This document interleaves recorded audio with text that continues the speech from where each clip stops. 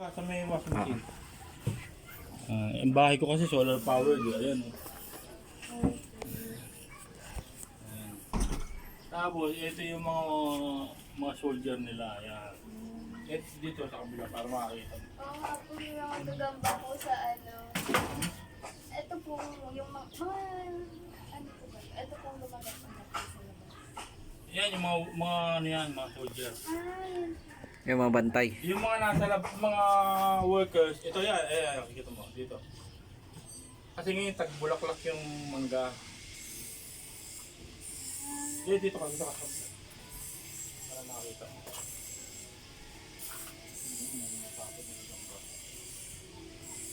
Ayan. Yung mga lumilipad, bumabalik. Tingnan mo yung paa nila, merong kulay yellow. Sige, tungkong ka lang. Pwede po ba? Yeah. Ingat lang.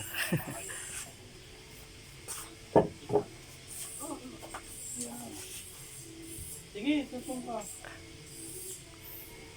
Nalimutan ko magsabi, dapat light color na. Huwag mo nga hawakan kasi mabubulabog. Sige, sapa ka lang sa taas. Ano po yung nasa ano po?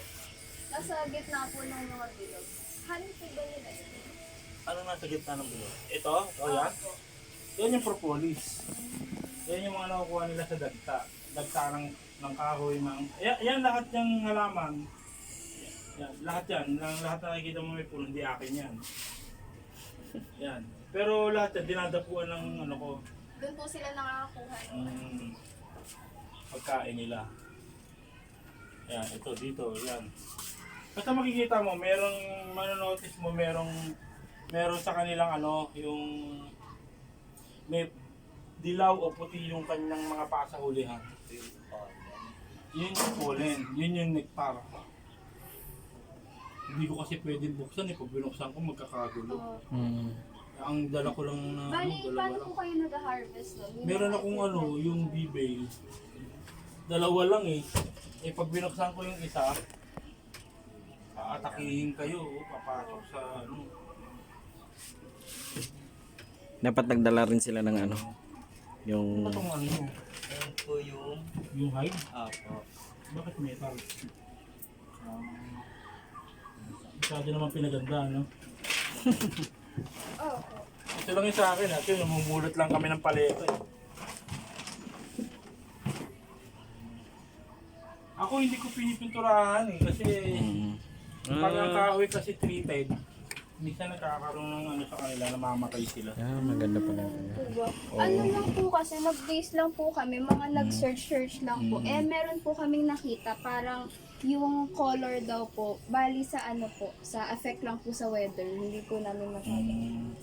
Ako hindi ko siya pinipinturahan kasi once na pininturahan mo sila, meron kasing chemical to So, minsan namamatay sila. Minsan nangyayari kasi yan one time. Yung isang hive ko almost dying na. Yun pala yung kahoy. Treated sila ng suligno. Sensitive din po talaga sila sa parang Oo, kaya itong ganito, pwede naman.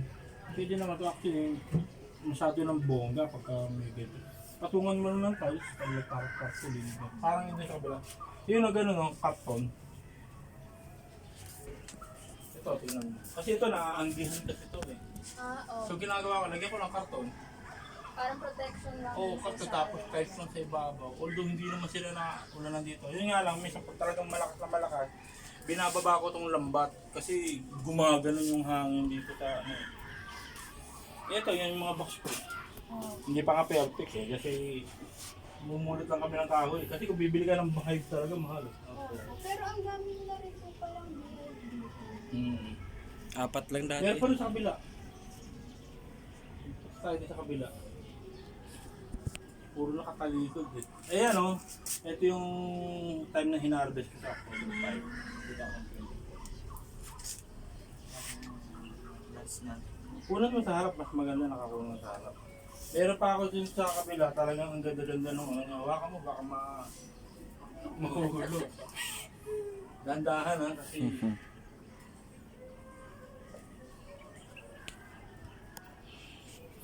ito, tingnan mo ang ganda ng kanyang Ito, kung takunan mo ito, ang ganda ng kanyang entrance.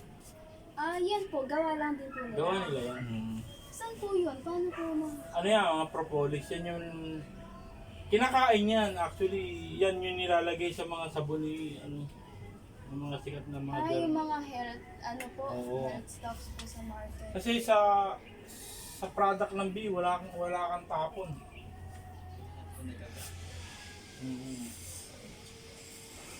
Wala kang tapon sa product ng B. Lahat ng nasa loob ng IV na pakinabang na gagamit sila yung kanilang propolis. Ito yung propolis eh. Ayun. Ayun. Ito. Ayan.